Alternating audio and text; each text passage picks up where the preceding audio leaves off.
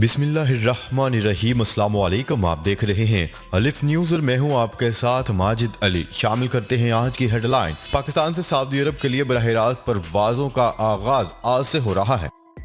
ایرانی صدر کا فرانسیسی ہم منصب سے ٹیلی فونک رابطہ، امریکہ سے پابندیوں کے خاتمے کا مطالبہ۔ امریکہ نے چین کے خلاف گوام اور آسٹریلیا میں فوجی اڈے بنانے کا اعلان کر دیا۔ افغان عوام کی معاشی ترقی کے لیے مربوط کوششیں کرنا ہوگی، army chief general Qamar Javed Bajwa. مسئلہ فلسطین جامعہ، منصفانہ اور دیرپا طریقے سے حل کیا جانا چاہیے، چینی صدر شی جن پنگ۔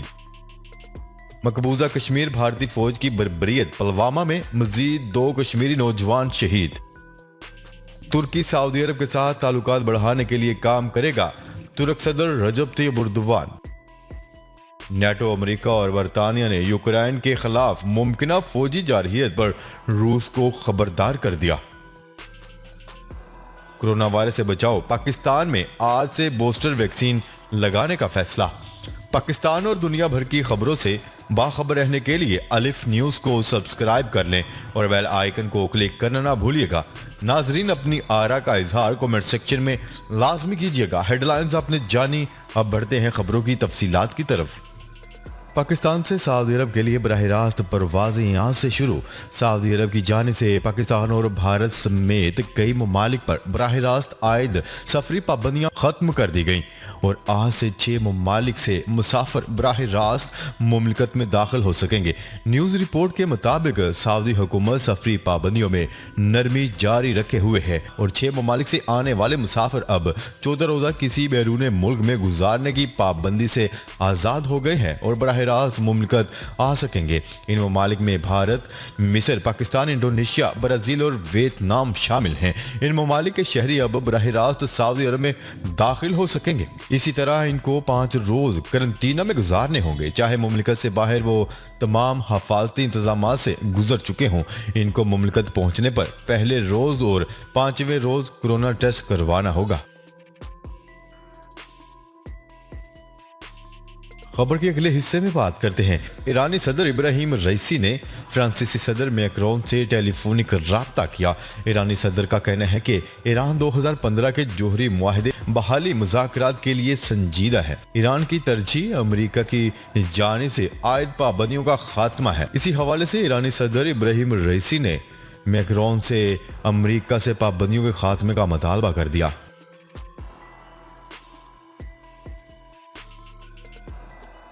خبر کے اگلے حصے میں بات کرتے ہیں۔ امریکی محکمہ دفاع پینٹاگون نے آسٹریلیا اور گوام میں فوجی اڈے بنانے کا اعلان کر دیا۔ پینٹاگون کے سینئر افسر کا بیان میں کہنا تھا کہ آسٹریلیا اور گوام میں فوجی اڈے بنانے کا مقصد امریکی فوجیوں کو چین کے خطرے سے نپٹنے کے لیے تیار کرنا ہے۔ خطے میں فوجی سرگرمیاں بڑھانے کے لیے دیگر ممالک سے پارٹنرشپ بھی کی جائے گی۔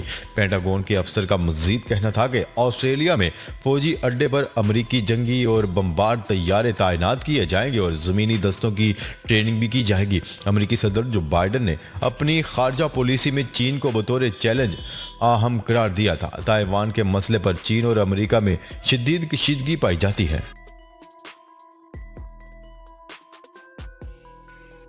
خبر کے اگلے حصے میں بات کرتے ہیں۔ Army chief general Qamar Javed Bajwa کا کہنا ہے کہ افغان عوام کی معاشی ترقی کے لیے مربوط کوششیں کرنا ہوں گی۔ پاک فوج کے شعبہ تعلقات عامہ ISPR کے مطابق army chief general Qamar Javed Bajwa سے بحرین کے chief of staff national guard نے ملاقات کی، جس میں باہمی دلچسپی اور سیکیورٹی صورتحال پر تبادلہ خیال کیا گیا۔ ملاقات کے دوران مختلف شعبوں میں 2 طرفہ تعاون پر بھی بات چیت کی گئی۔ Army chief general Qamar Javed Bajwa کا کہنا تھا کہ پاکستان بحرین کے ساتھ روایتی تعلقات برقرار رکھنے کی خواہش رکھتا ہے اور بحرین سے مختلف شعبوں میں طویل المدتی اور دیرپا تعلقات چاہتے ہیں۔ ان کا کہنا تھا کہ علاقائی امن و استحکام کے لیے افغانستان پر عالمی اتفاق رائے پیدا کرنا ہوگا، جبکہ افغان عوام کی معاشی ترقی کے لیے مربوط کوششیں کرنا ہوں گی۔ ISPR کے مطابق بحرین کے chief of staff national guard نے پاکستان کی مسلح افواج کی پیشہ ورانہ صلاحیتوں کا اعتراف کیا اور پاکستان کے ساتھ وسیع تر تعاون جاری رکھنے کا اظہار کیا۔ بحرین کے chief of staff national guard نے افغانستان کی صورتحال میں پاکستان کے کردار اور علاقائی استحکام کے لیے تعاون کو سراہا۔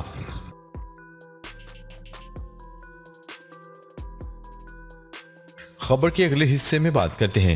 اقوام متحدہ نے فلسطینی عوام کے ساتھ یکجہتی کے عالمی دن کا یادگاری اجلاس منعقد کیا۔ چینی صدر شی جن پنگ نے اجلاس کے نام ایک تہنیتی پیغام بھیجا۔ چینی صدر شی جن پنگ نے نشاندہی کی کہ مسئلہ فلسطین کا حل مشرق وسطیٰ کے مسئلے کے حل کی کلید ہے۔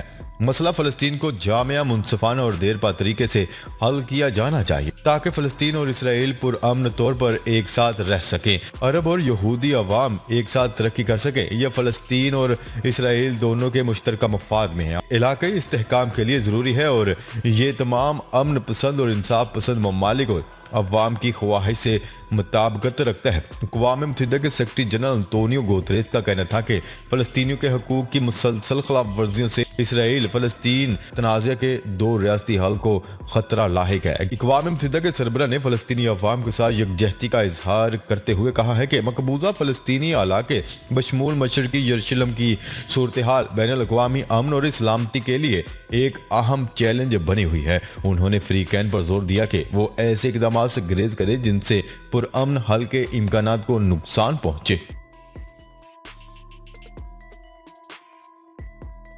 خبر کے اگلے حصے میں بات کرتے ہیں۔ مقبوضہ کشمیر میں بھارتی فوج کی بربریت جاری۔ قابض فوج نے پلوامہ میں مزید 2 کشمیری نوجوانوں کو شہید کر دیا۔ مقبوضہ کشمیر میں بھارتی ریاستی دہشت گردی جاری ہے۔ بھارتی فوج انسانی حقوق کی سنگین خلاف ورزیاں کر رہی ہے۔ ظالم بھارتی فوج نے پلوامہ میں 2 نوجوانوں کو محاصرے اور تلاشی کی آڑ میں شہید کر دیا۔ واقعے کے بعد علاقے میں فون اور انٹرنیٹ سروس معطل کر دی گئی۔ خبر کے اگلے حصے میں بات کرتے ہیں۔ ترک صدر رجب طیب اردوان کا کہنا ہے کہ سعودی عرب کے ساتھ اپنے تعلقات بڑھانے کے لیے کام کریں گے۔ رواں سال مئی میں سعودی وزیر خارجہ شہزادہ فیصل بن فرحان نے اپنے ترک ہم منصب کا مکہ میں استقبال کیا تھا۔ ترک وزیر خارجہ کا کہنا تھا کہ انہوں نے ہمارے مشترکہ ایجنڈے پر مثبت مسائل پر کام کرنے اور باقاعدہ مشاورت کرنے پر اتفاق کیا۔ انہوں نے مزید کہا تھا کہ ہمارا قریبی تعاون خطے میں استحکام، امن اور خوشحالی میں معاون ثابت ہوگا۔ ترک صدر رجب طیب اردوان نے یہ بات منگل کو سرکاری نیوز چینل کو انٹرویو دیتے ہوئے کہی تھی۔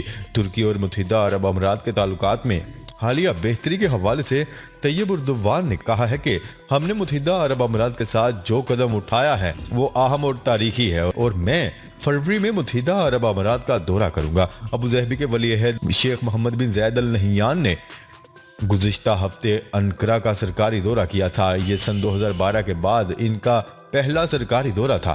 ولی عہد کی ترک صدر سے بات چیت کے بعد عرب امارات نے ترکی میں سرمایہ کاری کے لیے $10 ارب کے فنڈز کا اعلان کیا۔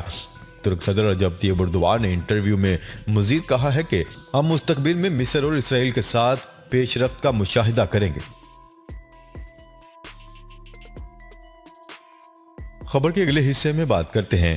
نیٹو، امریکہ اور برطانیہ نے یوکرین کے خلاف ممکنہ فوجی جارحیت پر روس کو خبردار کر دیا۔ امریکی وزیر خارجہ کا کہنا ہے کہ یوکرین میں کسی بھی نئی روسی جارحیت کے سنگین نتائج ہوں گے۔ برطانوی وزیر خارجہ کا کہنا ہے کہ یوکرین میں روسی در اندازی اسٹریٹجک غلطی ہوگی۔ سیکرٹری جنرل نیٹو اسٹولنبرگ کا کہنا ہے کہ یوکرین کی سرحد کے قریب روس کی فوجی تیاریاں ناقابل وضاحت ہیں۔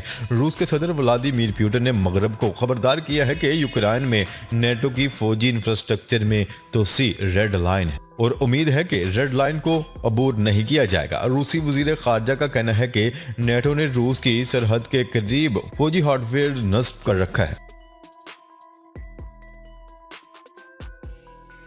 خبر کے اگلے اور آخری حصے میں بات کرتے ہیں۔ وفاقی حکومت نے عالمی وبا قرار دیے جانے والے کرونا وائرس سے بچاؤ کے لیے بوسٹر ویکسین لگانے کا فیصلہ کر لیا۔ نیوز رپورٹ کے مطابق ضمن میں ذمہ دار ذرائع سے بتایا گیا ہے کہ ابتدائی طور پر 50 سال اور اس سے زائد عمر کے افراد کو بوسٹر ویکسین لگائی جائے۔ اس سلسلے میں ڈسٹرکٹ ہیلتھ آفس اسلام آباد ڈاکٹر زعیم ضیاء کا کہنا ہے کہ وفاقی دارالحکومت اسلام آباد میں بوسٹر ویکسین آج سے لگائی جائے گی۔ عالمی وبا قرار دیے جانے والے کورونا سے بچاؤ کے لیے فی الحال بوسٹر ویکسین سائنوفارم، سائنوویک اور فائزر کی لگائی جائے گی۔ واضح رہے کہ حکومت کی جانب سے یہ فیصلہ اس وقت کیا گیا جب جنوبی افریقہ میں سامنے آنے والے کورونا وائرس کے نئے ویریئنٹ اومیکرون نے دنیا بھر میں ایک مرتبہ پھر لوگوں کو پریشان کر کے رکھ دیا۔